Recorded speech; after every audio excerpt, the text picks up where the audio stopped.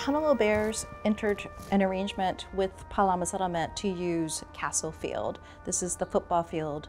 It has historically actively used for barefoot football and just had a lot of great use from the community, but also around the island as well too, because there was a lot of football games that played here. When the managers of the Honolulu Bears recruited Ray Bartlett and Jackie Robinson, both came from UCLA. They're both African American. Jackie Robinson did stay here and was able to do a lot of training here when the team practiced. And with that, he also worked on doing clinics, football clinics, with the kids that also played here as well too. So that was just a big highlight and of a lot of the memories from the kids who grew up at Palama Settlement.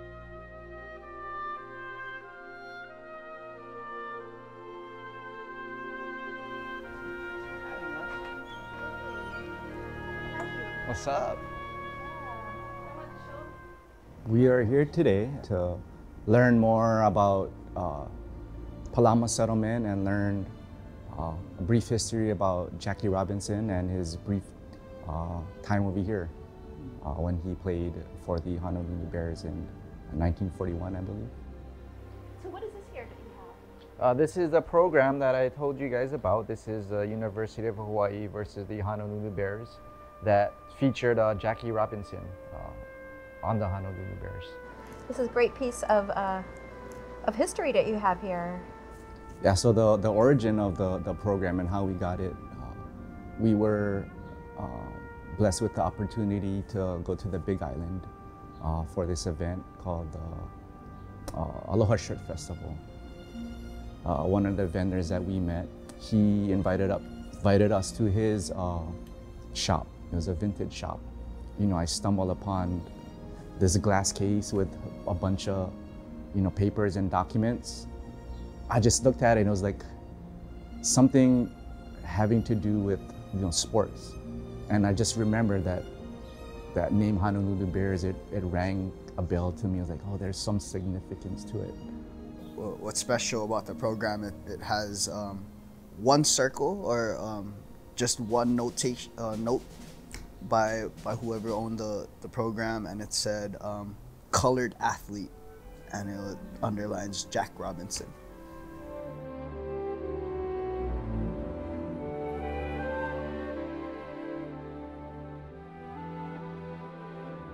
The condition itself here is a little bit tattered, but it's still intact. We collect mostly institutional records of Palama Settlement. But in addition to collecting institutional records, we also collect photographs. They're owned by Palama Settlement, and we are working on digitizing the documents and the photographs, but the big digitization project is really with the photographs because we want to make them accessible online. Being exposed to an archivist in her profession has really inspired us to see how it's been stored and how do you document it. Has been really been a big blessing for us, and to see all of the photos that thread Palama's stories into the fabric of today is kind of crazy. For the case of the archives here, we do put it in these envelopes. But to see what Sydney's doing, she's an inspiration to me, knowing how to catalog and knowing how to take care of items, because that's what we want to do. We are caretakers of history, I think. We caretakers of stories, we're caretakers of articles of clothing, everything. Yeah, it's motivational and inspirational coming into that room.